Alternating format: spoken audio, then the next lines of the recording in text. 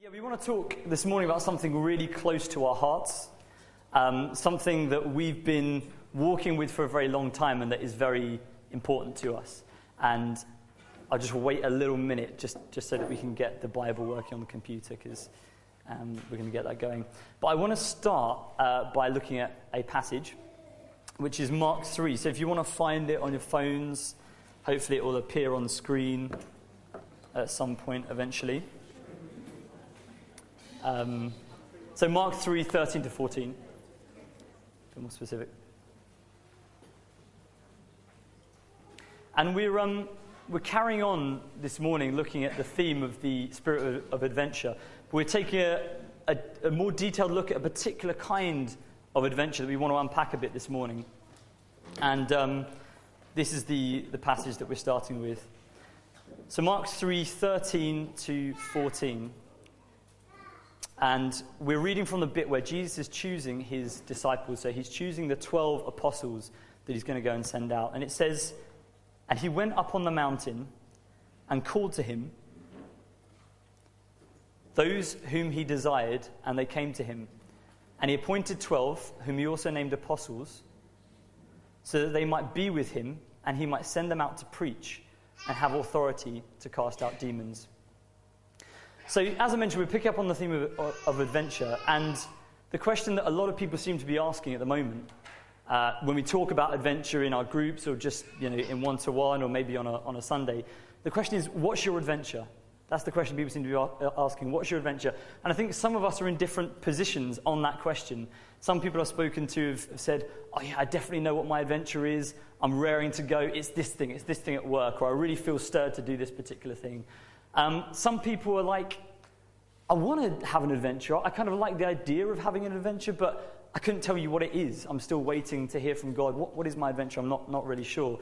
And some people are thinking, "To be honest, I don't really fancy an adventure right now. That's not really, it's not really where I am. I kind of just want to chill, want to relax. Adventure isn't really my cup of tea."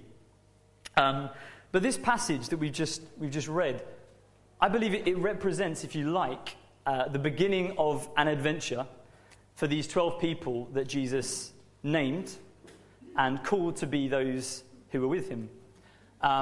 This is really the turning point of their lives. It's the moment when their lives got turned upside down and everything changed for them. But when we look at it, I can see there are two reasons that Jesus appointed these guys. It says he appointed 12, designated them apostles, that they might be with him, that's reason number one, and that he might send them out to preach. And so we tend to think, when we look at these two reasons, being with Jesus and being sent out, when we think of adventure, we tend to gravitate towards the second aspect, the being sent out, the doing stuff. And when we talk about stories of adventure and things that have happened, it tends to be, "Oh, I went out and had this nudge to pray for this person," or "do this thing." We have the stories and the testimonies, and that's all wonderful and great. But I think that actually both those things are adventure. I think being with Jesus is just as much an adventure as being sent out by him. And I think they're both important, but I think they both represent what adventure means. And this is what we really want to focus on this morning. We're not talking particularly about the doing of stuff, the being sent out, as important as that is. We want to focus on the first bit, just being with Jesus, the simple fact of being with Jesus. And so I think this is a particular kind of adventure. If we're asking the question, what's our adventure? I think it's both of these things. It's being with Jesus and it's being sent out. But I think it solves that problem of what is my adventure? Because really we can start with that reality that our adventure is just to be with him. That's enough of an adventure. And you may think, is that really adventurous? But I often think about famous people. And I remember one particular time when I was in the National Gallery in London, which I like to do from time to time, just wander around. And I happened to see, in the room that I was in, I saw Ant and Dec. And I'm not a massive fan of Ant and Dec, but when I saw them in this gallery, they were together, interestingly enough, walking around the National Gallery. I don't know if they're filming something or just, going for an afternoon. I got a bit excited when I saw Ant and Dec. I was like, "Wow, that's Ant and Dec. Wow, that's amazing." I don't know why I was excited. I'm not, much of a fan of them, but I got excited. And I thought, if I'm excited about being in the presence of Ant and Dec, how much more should I be excited about being in the presence of the God of the universe? Seriously. We sung about it this morning. He shakes the whole earth with holy thunder. Was that the line? I think it is. He fills us with awe and wonder. These are the things we're singing about. This is our God, and we get to spend time with him. We are his disciples. We've heard that same call that he gave to his apostles. He's looked us in the eyes and said, I want you to follow me. I think you can do it. Do you want to say yes to it? And some of us have said yes. Maybe some of us are not sure. But he's inviting us, I want you to be with me. Yes, I'm going to send you out. Yes, there's many exploits and good works that I prepared for you to do. But I just want you to be with me. And that's what we want to dwell on this morning, because I think it's an amazing thing. We're called, first of all, just to be with him and then to be sent out. Can we have the first slide on the presentation? So we have the adventure of number 1. Should be the next one. Simply being with him. And number 2, being sent by him. And I think these two things encapsulate adventure. They encapsulate what it means to be on an adventure with Jesus. And I don't think you can have one without the other. Simply being with him is not much use, because we're called to be a change in the world. We're called to make a difference, as Mark said. Be a real people, making a real difference. And seeing lives transformed, seeing other people come to know him. But if we have being sent by him on its own, and that's our focus, and we're like, what's my adventure? What am I doing? Who am I praying for today? What am I going out and doing? And we start to feel bad for not doing it, and we might get discouraged when it doesn't quite work out. We might grow weary and tired and burnt out, because we're not designed to do that without first being in his presence. We're not designed to have number 2 without first having number 1. And so that's what we want to talk about this morning. We're his disciples, and we get to be with him. And Peter's going to expand a bit more about that. Sorry, I thought I'd just do the brotherly thing and help him out there. Cool. So, yeah, we've been looking at these two elements of adventure. So we've got the simply being with him and being sent by him, which Jem explained really, really well, and hopefully I'll be able to do the same. So as we began to look at this as these two elements of adventure, particularly looking at that bit in Mark 3, 13 to 14, the idea that they were first called to Jesus so they would be with him, simply be with him, and then that they would then, from that place of being with him, that place of abiding with him, they would be sent out into the world to do the amazing works that he had for them. We began to notice a similar pattern all throughout the Bible. And so if you get up that second slide, maybe click a couple of times. So the first example, so obviously we've got the Mark 3, 13 to 14, which we mentioned to start off with. The next one we've got actually comes from the Great Commandment, which can be found in various Gospels, but the particular one we're looking at here is Matthew 22, 36 to 39. And Jesus mentions this when someone says, so what is the greatest commandment? What is the number one thing? And he says, the greatest commandment is that you shall love the Lord your God with all your heart, all your mind, and all your soul. And the second is like it, that you shall love your neighbour as you love yourself. So we notice, actually, you've got that similar progression from one to the other. So you've got that first one, you shall love the Lord your God, that element of being with God, that element of simply loving him for the sake of who he is, for the sake of what he does, the fact that he is God. And then you've got that element of loving your neighbour as yourself. And I know for me, when I think about adventure, the things that come into my mind certainly fit in with the second category. So I think of adventure, I think of going out, praying for people, serving, doing those things. And all of that is obviously fantastic and essential. But those things fit in, I believe, with the second element of adventure. And I believe there's this whole area of simply being with him, which we can find in that number 1, you shall love the Lord your God. And obviously there's that element that we love God by serving him and doing his works, but there is also just that simple loving him, being with him, worshipping him, being people of his presence, and just being transformed by him. And so that was really cool when we found that. And the next one is actually something that Paul says in Acts 27. So you want to go to the next bit.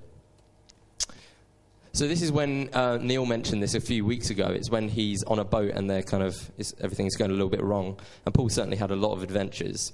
And what he says to the people is he says, the God to whom I belong and whom I serve. And there's that interesting progression. So Paul is actually talking about serving God first from a place of belonging. So Paul recognizes first he belongs with God. First he abides with God. He knows who he is in God. He knows what it is to be with God. And from that place, he then goes to serve. And like I said, Paul is someone who had some absolutely crazy adventures and things like that, but he was a person who understood what it was to belong. He was a person who understood what it was to love God and to be in that first place. That is a real adventure as well. The next one is really, really interesting, actually. It's from Gabriel, Angel Gabriel, in Luke 1. And he starts off by saying, "My name is Gabriel, I stand in the presence of God."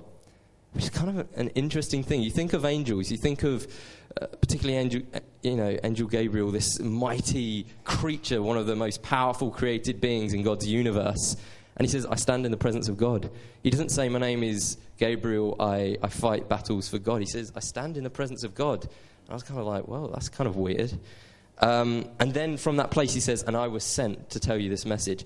And what this tells me is that actually standing in the presence of God, being with him, is such an important part of being sent by him. And this is something that, the angels who are servants of God, they understand. They stand in the presence of God, and they know what it is to be sent from that place, just like it was with Paul, and just like it is when Jesus mentions in the first commandment. So that's a really interesting one. And the next one is David. And David is probably, if we're looking for an example of an adventurer in the Bible, we can't really get a better example than him. He was a killer of lions and bears. He defeated Goliath. He led Israel into battle many, many times, won incredible victories through the power of God. He restored the ark to Jerusalem. And it was probably one of the greatest leaders to rule Israel, or of all time, to be honest. And so we look at David, we think of David, he's this incredible person of adventure. He has this amazing anointing to do these things. But what is at the heart of David? It's that boy sitting on a hillside with those sheep, simply being in God's presence. And that was where he began. That was where David's journey began. All the adventures that came out in David's life came from that place of simply being with God. And nothing highlights that more in Psalm 27, where all of David's desire, all his goal in life is summed up into this one sentence. And he says, "One thing I have asked of the Lord, that I may dwell in the house of the Lord all the days of my life." So we look at David, and he could have asked many things. He could have said, I want to lead the army. I want to go out. I want to do amazing adventures. You could name anything. It could have been any of the things, but he did. But that wasn't his desire. His desire was one thing, and that was to dwell in the house of the Lord. And from that place, God saw his heart. He saw that he had a heart that was after him. And he said, "Here is a person that I can use." And that's a really interesting example. And the final one we just want to, and I'm sure there are many more than the ones we've got, but these were just the ones we found. The final one was actually Joshua. And in Exodus 33, it says of Joshua that he was a young man who would not depart from the tent. So while Moses went to the mountain, they had the tent, which was where God dwelt in that time. He dwelt in, that's where his presence was. That's where he lived. And Joshua, it says, was a person who wouldn't depart from the tent. And that tells me that he was a person who knew God's presence. He knew what it was to stand before God. He knew what it was to belong to God. He knew what it was to simply be with God. Similar to David. And then it tells us that Joshua was the man that God chose to lead Israel into the promised land. Again, one of probably the biggest adventures you can imagine, leading an entire nation into a whole new land, many battles, many things you need to fight. But again, it starts from that place of this young man who would not depart from the tent. He knew what it was to be in God's presence. And so I see a kind of a link between David and Joshua in that element. There is just that love for God. There is that first commandment that they're just living, that they just know what it is to be with him, and then from that place of being, to be sent. It seems that both those people, David and Joshua, found and perfected in the presence of God, that is where they were made. And I believe that place of being with God is the foundation for being sent by him. It seems that every adventure begins in God. It begins with him. And it's interesting because as I think about it, I think every adventure needs to stem from hearing God. And I believe it's in his presence that we learn to hear him. It's when we tune our voice to him. It's when we learn to feel his presence, to know what the nudges feel like. We often talk about nudges, but I believe it's when we're with him that we learn to feel that. We learn to know and learn the language of how he speaks. And the Bible tells us that it's the hearing that leads to faith. And that is the faith that pleases God. And so we've got this progression that as we learn to hear God, we are then equipped to go out and hear exactly what it is he's saying. And the more I think about it, I don't want to have an adventure if it doesn't stem from actually hearing God, if it doesn't stem from actually himself, his voice. Jesus says, I can do nothing apart from the Father. I only do what I see the Father doing. And if that's true of Jesus, that needs to be true of me. And I don't want to be seeking an adventure for the sake of an adventure and do something that the Father isn't actually doing. I want to make sure that I start first by hearing him, hearing that small, still voice, and then moving into what he's calling me to do, into what I'm being sent to do. So that is just a little walkthrough, very quick walkthrough of the Bible, and just some examples that we found. Like we said, there are probably many, many more, but those were the ones that we found, and it just really gives a picture of these two elements of adventure, this first being with him, and how one actually feeds into other. There's a clear progression of actually being launched from his presence into the world, that we can be equipped to really reach people and do these things. So, this next bit, I really feel is something God's speaking to us this morning, because Mark touched on it as we sang that song. And it's this idea that it can be easy to overlook the significance of the fact that we can actually be with God in the first place. At least for me, like as I go through life, sometimes I take for granted that I can sit in his presence, I can be with him. Ever since Eden, which is the Garden of Eden, where human beings decided to do their own thing and go their own way, God has been constantly reaching out to his people and coming closer and closer to be with us. But there's a limit to how much and how well a perfect God can relate to sinful human beings, because he's absolutely perfect and he's completely holy. And if we're sinful and we've chosen to go our own way, there's just a limit to how close we can get to him. So for this reason, throughout the Old Testament, throughout history, we see God limiting his presence to a specific special place where special people at special times could go, but average people, you and I, wouldn't be able to actually go into his presence. And you see this throughout the Old Testament. That's just the nature of the fact that he is a holy God and we were sinful people. He spoke through his prophets. He was on our side. He was acting and active in the world and interested in what we're doing. But there was just this distance that we couldn't actually get into his presence in that Old Testament era, which is why Mary's baby and the stable and the entire Christmas story is so significant. Because as Matthew explains in his gospel, and as we sung this morning, when Jesus came into the world, he was Emmanuel. God is with us. And that's what the word Emmanuel means. And it's fulfilling a prophecy in Isaiah that a child would be born that would be called Emmanuel. God is with us. And in a sense, God had always been with humanity. But at this point that Jesus is born, he becomes one of us. He takes on human flesh. He becomes the Word made flesh. And it's the most when you think about it, it's the most vulnerable thing God could have done. He chose to become a human being for all of eternity in the form of Jesus Christ. And I find that incredible. Suddenly, God could be spoken to, looked at, followed, talked to by anyone, touched, but he could also be accused, mocked, arrested, beaten, and eventually killed. And actually, when you look at Jesus on this earth, and you look at his life, and you read the Gospels, you can see that people tend to divide into two camps. The people that Jesus encounters, it's those people that actually recognize the significance of who he was and the preciousness of that moment in history that God was actually with us. And those that didn't, those that missed it and were distracted by other things. And you think of somebody like Zacchaeus, who climbed a tree just to get sight of this guy. You could see something was awakening in him. He was like, there's something different about this guy. You can think of the lady who risked everything to touch his robe so that she could be healed. She was recognizing the beauty and the significance of that moment. And then you had the Pharisees who missed it. And actually, it was that second group of people that eventually put him to death. But this was also part of God's plan. Because when Jesus died and was resurrected and raised to God's right hand and glorified, he sent the Holy Spirit so that his presence could be everywhere. And so that truth of who he is, Emmanuel, God is with us, could be real for us. He's not just confined anymore to a particular place in Israel, but he's across the entire world, and we can actually be with him. We can sit with him. We can be in his presence anytime we want. And that's what's open to us. And so I just want to dwell on that for a moment, because I really feel that's something God wants to remind us of this morning, that he's with us right now, and he's with us everywhere we go. He's with us in our homes. He's with us in our jobs.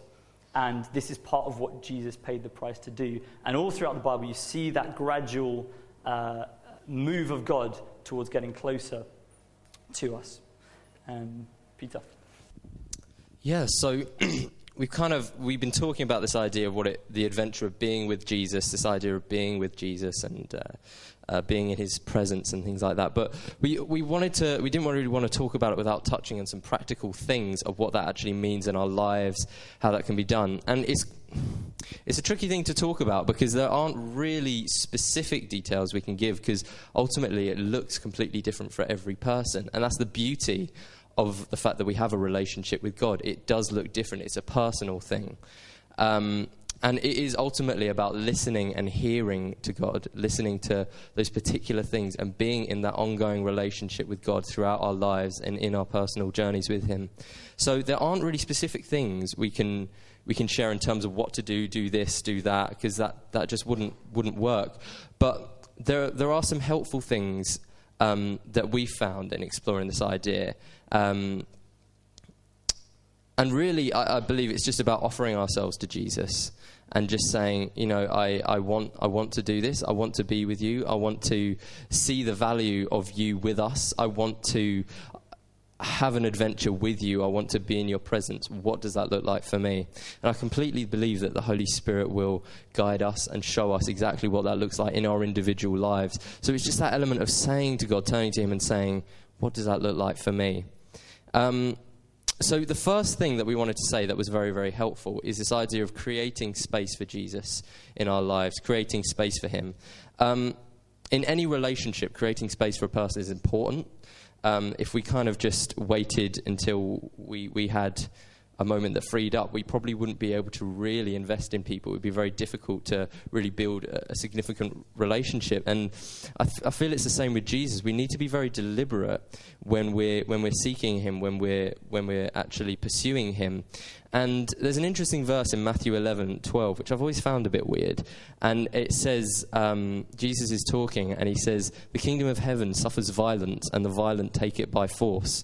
I kind of thought, what does that really mean? What does that actually mean? And the word violent, the essence of the original word that was used is to apply force, to be strong, and to eagerly claim. And I kind of thought, that's interesting. That kind of sums up part of what I believe it means to create space for Jesus. It's that element that this kingdom is available for us, this relationship is available for us, but there is an element of eagerly claiming something. We do actually need to be a little bit forceful, deliberate in our lives and creating that space. So again, I'm not going to say exactly what that would look like, because it is going to be different for all of us. It's the beauty of that relationship. But it is just that question of asking, Lord, what does this look like for me? What does creating space look like? I did want to share an example from my life, because I thought that would be really, really helpful, of an example where I really decided, I kind of realized that actually I do want to grow closer to Jesus. I want to know him more. I want to hear his voice. I want to be with him. And so I kind of asked God, what does that look like? How can I do that? And this is just something that God prompted me on, and it was really interesting. So I still do. I used to go running a lot, so I used to go almost every day. And that was a significant part of my day. It used to take about 30 to 40 minutes. And I had the best running playlist you can imagine on my iPod. It was like absolutely fine-tuned to every possible emotion to like give me the perfect boost at those times when it kind of gets a little bit low, when you're feeling tired. That song comes on, and then it gives you that real boost. And it was absolutely fantastic. I loved it. It was brilliant. And I just used to turn my iPod up, just crank it up, put my earbuds in, and just bolt it through the park, run past everyone I knew, completely ignoring them. No one knew. I didn't know what was going on. I didn't have any glasses on either, so I was kind of deaf and blind. It was quite dangerous, actually, but I loved it. It was brilliant. I was just like, I love this. This is so good. I used to enjoy it. And I kind of prayed that prayer. I said, God, what does seeking you look like for me? What does making space? What does being that little bit violent, a little bit eagerly claiming something look like for me? And I was getting ready to go running one morning, and I just picked up my iPod, and I just felt God say, I want you to give this time to me. I don't want you to listen to your music. I just want you to talk to me and listen to what I'm saying. And I was like, okay, because this was like really something I really, really enjoyed. It was really, really good. But I've made that decision. Actually, I do want to create space for Jesus in my life. I do want to pursue him. I do want to listen to his voice. And so I made the tough decision. I left my iPod at home and I decided to go running and just chat with God that day and just have a conversation, just talk to him about what I was feeling, what sort of thoughts I were.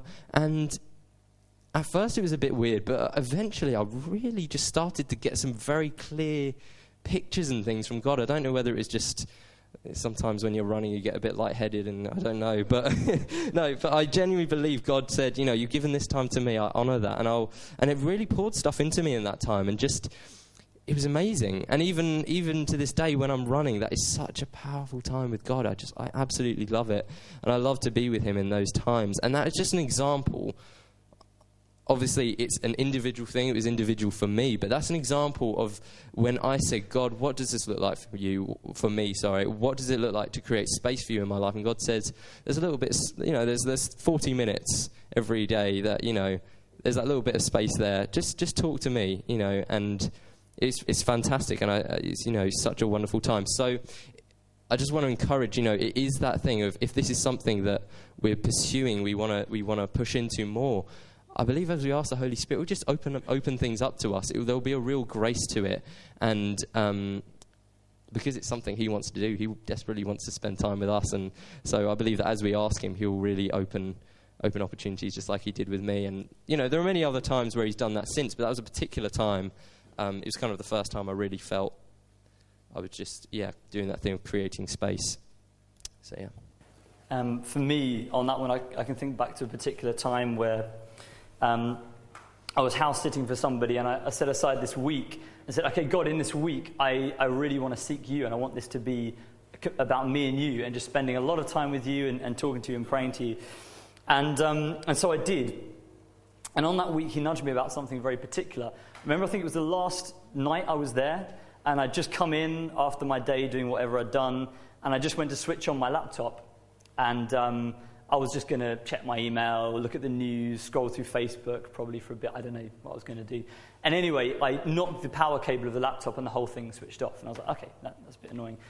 Plugged it back in, tried to power it up again, and it didn't want to power up. So I kept pressing, and it wasn't powering up. And it was just enough time for God to nudge me and say, why don't you spend this time with me? And so I did. And so I said, okay, there's all this stuff. I kind of feel like I need to check my email and do all this stuff. But I thought, no, I'll just spend this time with you, God. So I sat down with him, started talking to him about all the stuff he taught me that week.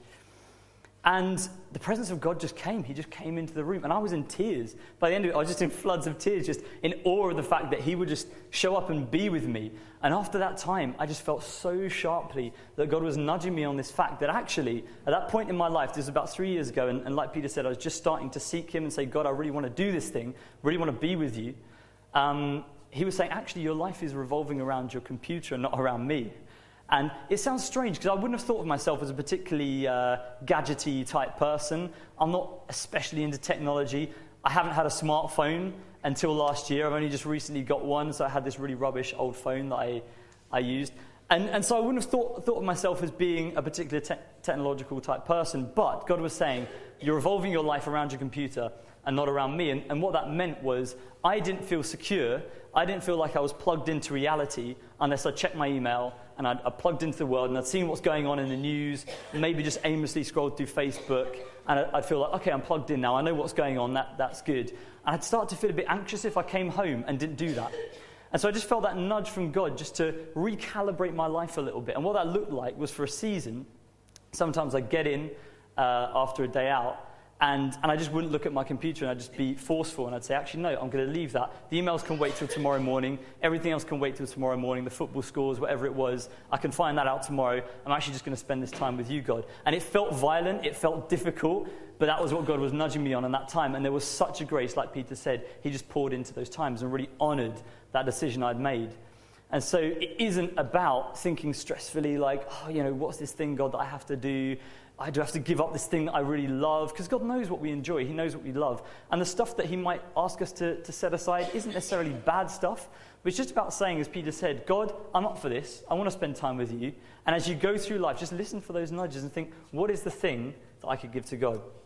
The second helpful point we had, and this is the last one I will add, is about seeking his face. And what you want to talk about with this, there's a command in Psalm 27. David writes about how God said, seek my face. And he answers and he says, yes, I want to seek your face. And I often think, what does seeking God's face mean? And I think there's a difference between being in the presence of God and actually seeking his face. And the way I think about that is, obviously, Peter's my brother. We have another brother called Toby. And he currently lives in Sunderland, which is quite a long way away.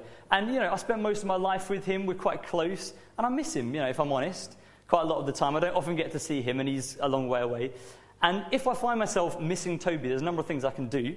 I can message him. I can pick up the phone and have a chat. I can maybe FaceTime him. And that's cool. That kind of helps with missing him. But none of it really compares to actually getting on a train and going to Sunderland and being in his presence. There's such a shift between just speaking to someone verbally and actually being in their presence. But even if I'm with him, even if I'm in his presence, there's a step further we can go. I don't know if any of you have had that experience where maybe you've been to a party or you've been around to meet with a friend at someone's house and you come away from it and you're like, I don't really feel like I really met with them. I don't really feel like I connected with them. I was there, I was in the room, we were in the same place, but I didn't really connect with them. And I think sometimes I could be in Toby's presence. We could be doing stuff together. We could be doing jobs or maybe driving around, looking at the sites or whatever.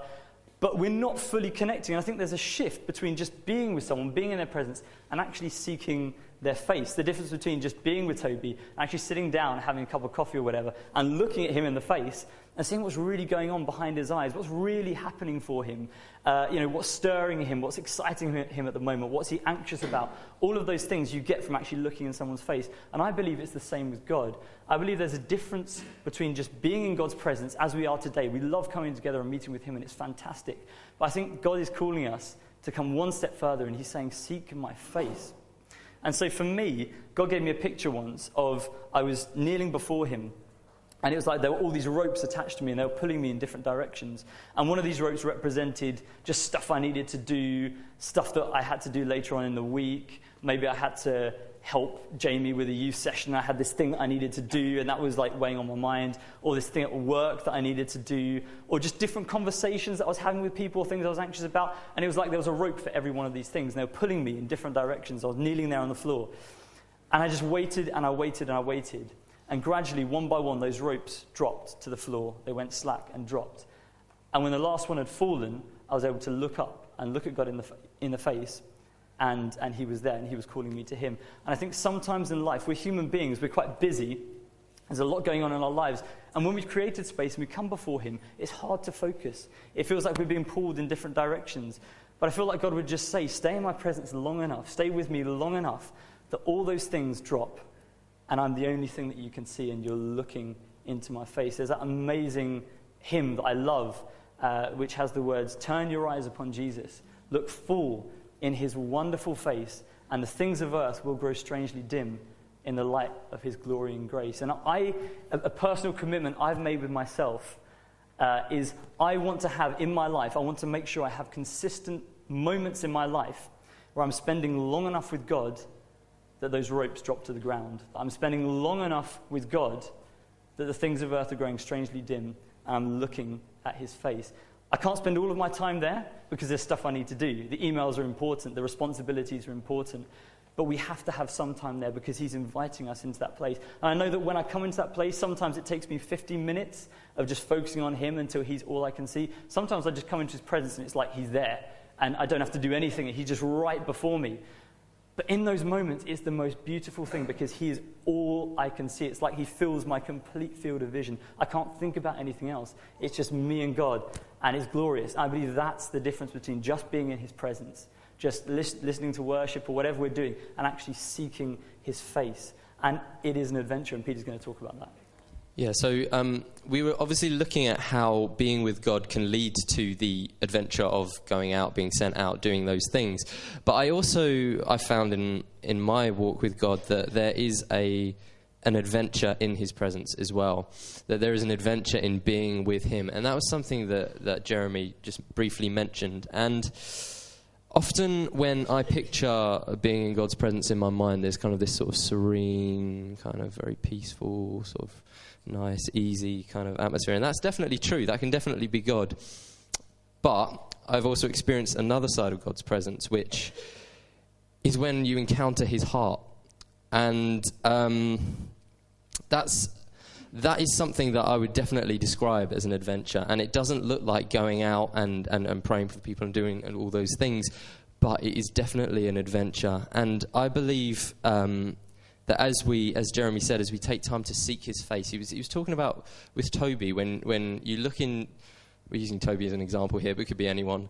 When you look into someone's face, you can really see what's happening. You know, you can see what their passions are, what's on their heart, what causes their heart to break, what causes them to be joyful. And it's the same with God. I believe that as we look into his face, our hearts become aligned with him, and our passions become his passions, our pains become his pains, and the things that break his heart starts to really break our hearts as well. And that is when we're equipped to really work for him, I believe. There's a bit in Ephesians when Paul is talking to the church, and he says, I pray that the Holy Spirit, I'm paraphrasing, he says, I pray that the Holy Spirit will strengthen your inner man to that Christ may dwell in your hearts. And I believe that as we seek God, that's something he does. He strengthens us to take on his heart. And I believe that God sees us when we're in his presence, and he sees us just like he saw David. He says, here's someone I can share my heart with. And when God shares his heart with, there is that element of it being risky. It is scary. It is adventurous. But it is also beautiful. It is exciting. And it is powerful in the kingdom, because from that place of our hearts aligning with his, we can then pray into these situations. We can act into these situations. And I believe it's in that place where we really begin to see things shift and change. So yeah, that's a little bit of adventure. Our time has gone now. But yeah, that's just a little window into what we wanted to share. And I think, there's an invitation to us to really say to God, I want to be with you. I want to be in your presence. I want to have the two aspects of adventure, simply being with you and then being sent out, because I believe it's powerful. And I believe there's battles he's got for us to fight, things he's got for us to do. But if we do it outside of his presence, then there's a risk of us getting burnt out and discouraged. And he just wants to shower us with his love and show us who we are to him. So, yes, that's what we have to share today. Thank you very much. Any questions, send us an email or something. And, cool.